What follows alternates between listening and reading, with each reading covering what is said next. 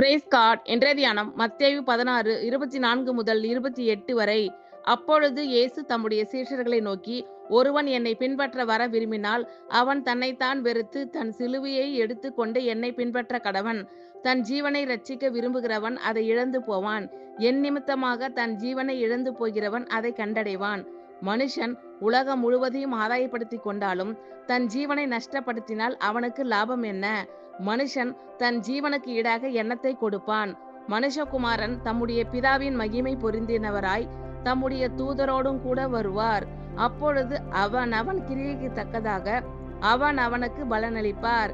இங்கே நிற்கிறவர்களில் சிலர் மனுஷகுமாரன் தம்முடைய ராஜ்யத்தில் வருவதை காணும் முன் மரணத்தை ருசி பார்ப்பதில்லை என்று மெய்யாகவே உங்களுக்கு சொல்லுகிறேன் என்றார். அப்பொழுது இயேசு தம்முடைய சீஷர்களை நோக்கி, ஒருவன் என்னை பின்பற்ற வர விரும்பினால் அவன் தன்னைத்தான் வெறுத்து தன் சிலுவையை எடுத்துக்கொண்டு என்னை பின்பற்ற கடவன். தன் ஜீவனை இரட்சிக்க விரும்புகிறவன் அதை இழந்து போவான். என் நிமித்தமாக தன் ஜீவனை இழந்து போகிறவன் அதை கண்டடைவான்.